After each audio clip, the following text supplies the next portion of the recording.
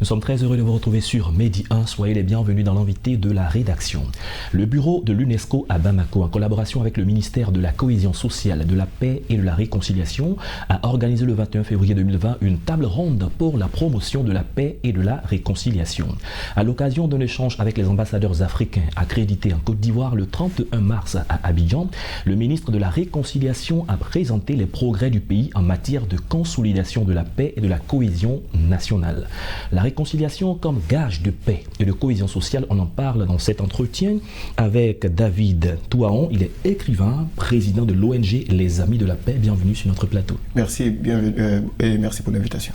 D'accord, avec vous, nous allons parler de la réconciliation. Alors, première question, c'est de savoir quelle est votre appréciation sur le niveau d'évolution des actions liées à la réconciliation ici en Côte d'Ivoire. Dans le cadre de la réconciliation en Côte d'Ivoire, les initiatives prises sont à saluer, mais elles n'ont pas permis à la Côte d'Ivoire de réaliser son rêve de réconciliation et de cohésion sociale. Pour ma part, la vitesse qui conduit à la réconciliation se mesure au degré de la prise de conscience collective. Il n'y a pas de réconciliation véritable sans prise de conscience collective. Il est important de préciser que la réconciliation est d'abord une décision personnelle. Et dans cet ordre d'idées, chaque citoyen doit être en paix d'abord avec lui-même. Et ce confort va rejaillir dans la famille nucléaire, ensuite dans la famille élargie, au niveau des groupes ethniques, dans les régions et enfin au niveau de la nation. Tel que défini, très bien dit, est-ce que c'est possible ? Tel que vous l'avez dit, prise de conscience collective, mais qui part d'une prise de conscience et d'une acceptation personnelle qui va rejaillir par la suite dans la famille, ainsi de suite. C'est une décision personnelle, vous l'avez dit. Tout le monde peut-il décider d'y aller? C'est grâce au rêve qu'on a la réalité. Il n'y a rien qui soit impossible si on a la bonne volonté. Et je le dis dans le livre, la réconciliation est l'oxygène qui permet à un pays de bien respirer. Si nous voulons en tant que jeunes être épanouis pour voir nos rêves se réaliser, il est important et indéniable que nous conjuguions nos efforts pour la réconciliation. D'accord, on l'a dit, vous êtes auteur d'un livre intitulé La réconciliation et à la page 20, vous dites la réconciliation nous suggère une action ou un ensemble d'actions. Et là où, dans un pays, personne ne pose d'action, la réconciliation sera simplement de noms issus du bout des lèvres. Qu'est-ce que vous attendez en termes d'action? Parce qu'on voit en Côte d'Ivoire qu'il y a eu beaucoup d'actions qui ont été posées. Retour des exilés, libération de certains prisonniers politiques, dégel des avoirs, beaucoup de choses ont été faites. Mais qu'est-ce qu'il faut encore? D'accord, déjà merci pour la question. La réconciliation est un processus de retour à la conciliation perdue. Donc on a le préfixe « re » et on a le suffixe « conciliation », donc qui est de concilier de nouveau. Et il est important dans le mécanisme de la réconciliation de briser la distance, notamment par le rapprochement. Donc le mouvement vers l'autre. Nos leaders politiques ont dit qu'ils veulent briser la glace. Ils l'ont dit lorsqu'ils se sont retrouvés. Oui, continuez, allez-y. D'accord, je l'ai déjà dit, c'est un processus. Et dans ce processus, l'une des phases les plus importantes, c'est la phase du dialogue. Donc dialoguer permettra de rétablir la zone de confiance. Dialoguer nous permettra de regarder en face notre frère. Et dialoguer nous permettra de comprendre les circonstances qui nous ont conduits à la crise. Et dialoguer nous introduira dans un processus assez bien planifié. Donc la négociation, la vérité, le sacrifice, la justice. Donc dans ce processus, la réconciliation viendra d'elle-même. D'accord. Vous avez sorti des notions très importantes, notamment la vérité, le sacrifice. Et à la page 29 jusqu'à la page 39, vous évoquez ces notions. Alors dites-nous, quelle en est l'importance? Souvent on prononce vérité, justice, pardon, mais dans les faits.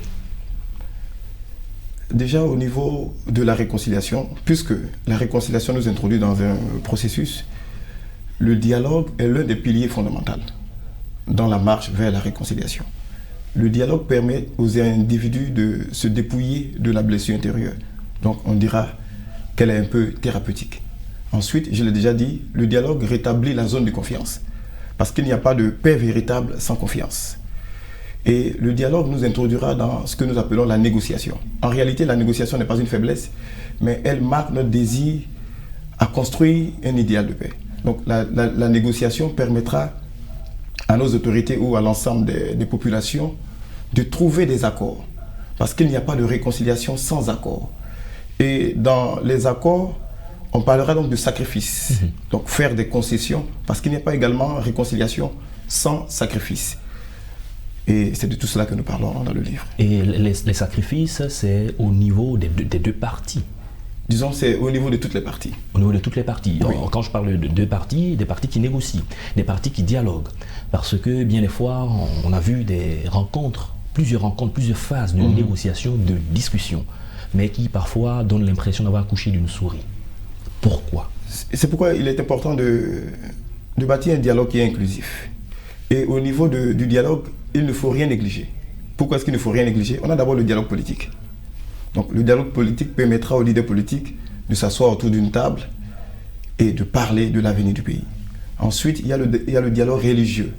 Vous savez, l'importance de la religion dans le processus de la réconciliation n'est pas à négliger.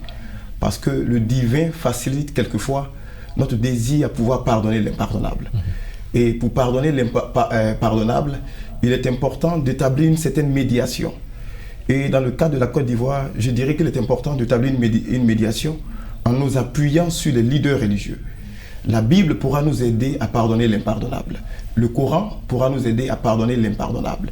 Et si on arrive à puiser au niveau de la religion et en soi-même cette force de pouvoir aller vers l'autre de pardonner, la Côte d'Ivoire sera un modèle pour l'Afrique et pour le reste du monde. Pensez-vous que dans nos pays, notamment la Côte d'Ivoire, il y a encore des peuples qui ont des griefs contre d'autres peuples? Sinon, lorsque on rencontre des personnes, elles disent qu'elles se parlent et on voit que les personnes discutent la plupart du temps entre elles, mais il n'y a que les leaders, les chefs de file qui parfois créent une division avec la base. Quel est votre avis sur ça? Je crois qu'il faut éviter le piège dans la mesure où dans une famille, si deux parents ne se parlent pas, même si les enfants se fréquentent, arrivé à un moment, cela va impacter les enfants. Qu'est-ce que ça veut réellement dire? Si les leaders ne se parlent pas, automatiquement cela aura une répercussion sur la population. C'est pourquoi il est important de faire comprendre aux citoyens qu'on a le droit d'appartenir à un parti politique, on a le droit de rêver, on a le droit de soutenir une vision, mais il ne faut pas oublier l'essentiel, l'avenir de la Côte d'Ivoire. Être pro-Gbagbo n'est pas un crime contre l'humanité. Être pro-Ouattara n'est pas un crime contre l'humanité. Être pro-Bédié, c'est adhérer à une vision. On a le droit de rêver, mais il faut penser à l'avenir de la Côte d'Ivoire. D'accord, actualité oblige. En ce moment, la Côte d'Ivoire est opposée au Mali dans une crise avec 49 soldats. Dans cette crise, que faut-il privilégier? La justice, la vérité, le dialogue par rapport à ce que vous dites dans cet ouvrage? Déjà, merci pour l'opportunité. La Côte d'Ivoire et le Mali sont deux pays frères qui se côtoient depuis bien d'années. Et il est important de faire ressortir ce qui suit.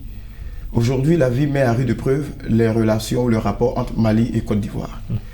Et pour moi, c'est une opportunité que la vie donne au peuple malien, au peuple de Côte d'Ivoire, de démontrer à l'ensemble du monde que le Mali et la Côte d'Ivoire sont unis au-delà des divergences. C'est une opportunité qu'a le Mali et la Côte d'Ivoire de présenter à l'ensemble du monde un modèle de réconciliation. Et il est important tout simplement de dialoguer. Le dialogue introduit dans un processus. Et dans le dialogue, il faut négocier, il faut se comprendre. Et je voudrais dire à tous les Ivoiriens que le Mali est un pays frère. Je voudrais dire à tous les Maliens que la Côte d'Ivoire est un pays frère. Il faut aller à l'essentiel, il faut dialoguer, il faut se comprendre. Et il faut être un modèle pour l'ensemble des populations. On se souvient qu'il y a un ministère de la réconciliation en Côte d'Ivoire et de la cohésion sociale. Si vous rencontriez le ministre en charge de la réconciliation nationale en Côte d'Ivoire, vous qui êtes auteur d'un livre sur la réconciliation, pour avoir observé la scène politique, quels sont les aspects sur lesquels vous lui demanderez de continuer de mettre de l'accent parce que vous estimez que ce n'est pas encore porteur? Je dirais tout simplement qu'il faut éduquer. Il faut se rapprocher des populations. Il faut aller vers les populations. Il faut initier des caravanes de réconciliation dans le but d'écouter les populations. Réellement, qu'est-ce qu'elles vivent? Et généralement, le piège de la réconciliation, c'est qu'elle est quelquefois cachée là où on ne s'y attend pas. Et il est important dans le dialogue inclusif de faire participer toutes les couches sociales du pays. Et par la grâce de Dieu, on y croit en tant que jeunes. Ce qu'il est important de dire, c'est qu'il faut éduquer les populations pour que ce rêve devienne possible. D'accord, la dernière question, comment comprenez-vous la notion de vérité? Je pose la question parce que on a eu ici un forum de réconciliation nationale, il y a eu des rencontres, il y a eu des échanges autour du dialogue et autres, et parfois la question de la bonne foi pourrait être mise au grand jour. Quand on parle de vérité, se parler avec vérité dans le cadre de la réconciliation, qu'est-ce que ce serait? La vérité est le fondement de la justice. Et se parler avec vérité nous oblige à regarder en face la justice. Parce qu'il n'y a pas de réconciliation véritable sans justice équitable. Toutefois, il est important d'ajouter à l'équité dans la justice la notion de l'éducation. Il est important que les Africains comprennent qu'il faut éduquer nos populations sur l'importance de la réconciliation. Que veut dire la réconciliation? Quels sont les sacrifices qu'implique la réconciliation? Donc, en un mot, ce rêve ne sera que possible essentiellement par le chemin de l'éducation. Nous souhaitons donc à tous les peuples d'Afrique de pouvoir se réconcilier entre eux. Nous souhaitons la réconciliation également effective dans ce pays. Merci David Touahon d'être passé sur notre plateau. Je rappelle que vous êtes auteur d'un livre intitulé La réconciliation. Avec vous, nous avons parlé de réconciliation comme gage de paix et de développement ici en Afrique. Merci d'être passé. Merci, merci et vive la réconciliation.